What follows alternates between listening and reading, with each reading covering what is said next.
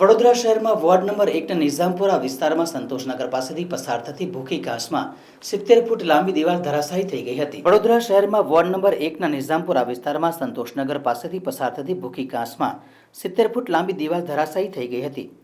Cable નાખવાની કામગીરી દરમિયાન 70 ફૂટની દિવાલ ધરાશાયી થઈ હતી, જેને લઈને સ્થાનિક રહેવાસી દ્વારા વોર્ડ નંબર 1ના કાઉન્સિલરને જાણ કરાતા વોર્ડ નંબર 1ના કાઉન્સિલર પુષ્પાબેન વાઘેલા ઘટના સ્થળે દોડી ગયા હતા।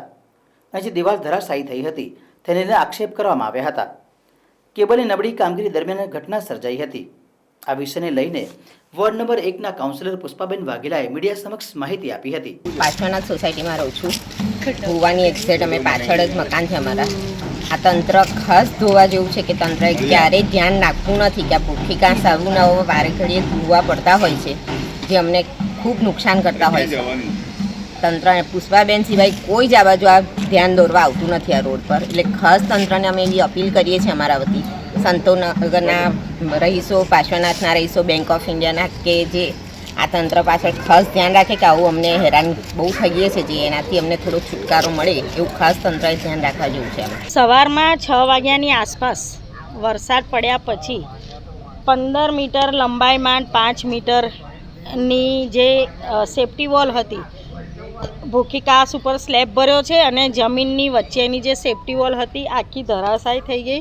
એ ધરાશાયી થઈ એના કારણે આટલો 5 ફૂટથી 7 ફૂટ જેટલો ઊંડો અને આ પહોળો ભૂવો પડ્યો છે।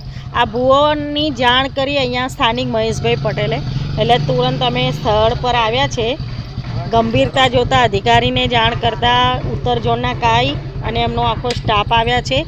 મેઇન વાત કેબલવાળાની છે, જે કેબલો મોટા નાખ્યા છે એના લીધે ડ્રિલિંગ થઈ જવાના કારણે આખી દિવાલ અહીંયા પડી છે।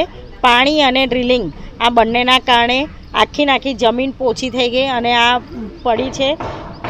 MGVCLનો પોલ જે છે અહીંયા એ નીચેથી આખો બેઝ ખસી ગયો છે। આ રિસ્કી છે।